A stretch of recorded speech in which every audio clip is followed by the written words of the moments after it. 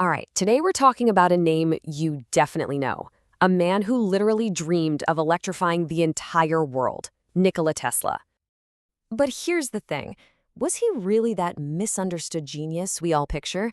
Or, as some people will tell you, was he maybe more of a charismatic showman? That's the big question we're really going to dig into today. Okay, so first up, let's dive into the legend, right?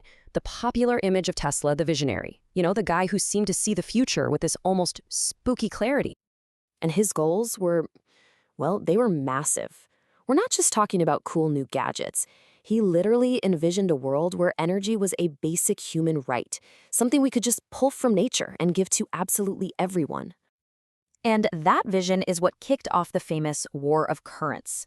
See, on one side you had Edison with his direct current, or DC. It worked, but it couldn't go very far. On the other side, you have Tesla's baby, alternating current, or AC, which could send power for miles and miles. And you gotta understand, this wasn't just some nerdy debate between engineers. No way. This was a full-on battle for how our entire modern world was going to be built. And guess what? Tesla won. And that win, it echoes through everything today. His AC system isn't some dusty old thing in a history book. It is the literal operating system for our planet's energy. I mean, every single time a giant wind turbine spins or a massive solar farm juices up our homes, it's all running on the very same principles that Tesla fought for. To really get what drove this guy, you have to look at his philosophy. For him, invention wasn't about money or fame. It was bigger. It was humanity's highest purpose, a way to actually lift up the human mind over the physical world. And yeah, that legacy is celebrated all over the world. You see places like the Nikola Tesla University Library in Serbia that basically carve his image in stone as this giant of science, a huge source of national pride. But, and this is a big but, that is not the whole story, not even close. And then you get this. This quote from the Edison Tech Center. Whoa. That's a completely different picture, isn't it? It's so jarring that it just forces you to stop, put the brakes on the whole hero story, and ask, okay, who was the real Nikola Tesla? So, yeah, this brings us to let's say, a much more complicated person. It's time to take that myth apart a little bit and look at some of the pretty serious criticisms that have been thrown his way. Okay, so the critics say that our heroic image of Tesla conveniently ignores some pretty big flaws. They talk about him being narcissistic, that he never gave credit to his assistants or coworkers, and maybe the most damning thing, they claim his most famous invention, the AC induction motor, was basically a useless prototype when he first made it. It didn't even have a way to get started. It apparently had to be completely redesigned by other engineers before it was actually useful. So how do you square these two versions of the same man? To even begin to understand that, I think we have to go deeper. We have to go right inside his own mind. And lucky for us, he wrote an autobiography, so we can explore the pretty unique way he saw the world in his own words. He talks about how, even as a little kid, he had this, what he called a peculiar affliction. He'd see these incredibly vivid images, almost like hallucinations, and they were so strong, so intense, that they would literally block out his sight of the real world around him. But here's where it gets wild.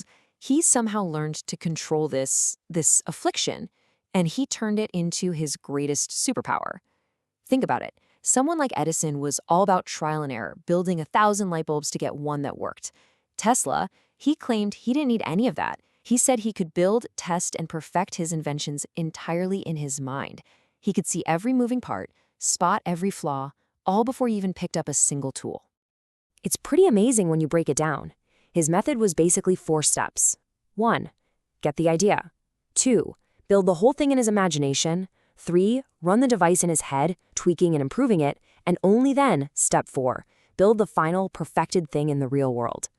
That process, that was the engine driving his genius. Okay, so where does that leave us? How do we reconcile these two completely different versions of Tesla? On one hand, you have the visionary with this mind that worked like nothing else. On the other, a flawed guy whose achievements are seriously questioned. Let's try to weigh his grand vision against the cold, hard reality. And man, when you put them side by side, the difference is just stark. So the AC motor. In his version of the story, it was a world-changing flash of genius. The critics' version? It was a paperweight until other people made it work. Or how about wireless power? He dreamed up this world system to give everyone free, unlimited energy. The reality? The Wardenclyffe Tower project, which completely failed and was torn down. That is a huge gap between the dream and what actually happened. But it's just not that simple, is it? Because here's the crazy part. Even his failures ended up being incredibly influential. That unrealized dream of wireless power, well, it's the great-grandfather of the wireless chargers we use for our electric cars today. His ideas were just so powerful that they're still inspiring new inventions. And you have to appreciate the sheer scale of his ambition. It's just breathtaking.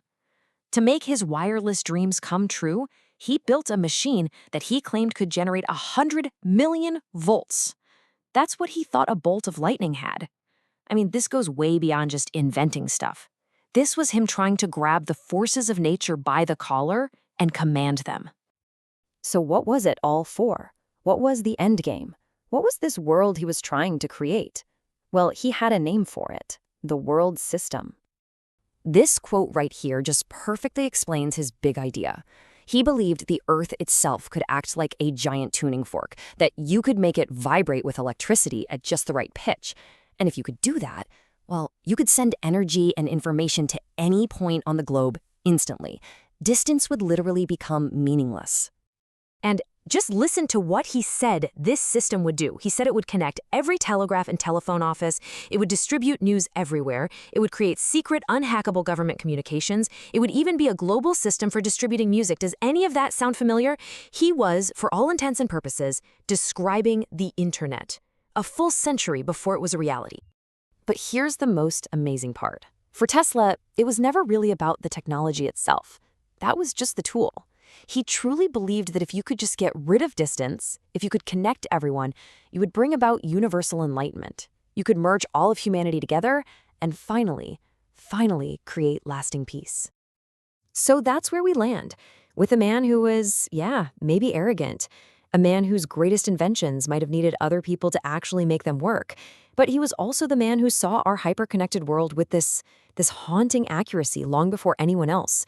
Which leaves us with one last really big question to chew on. Does a flawed creator make their revolutionary creation any less, revolutionary?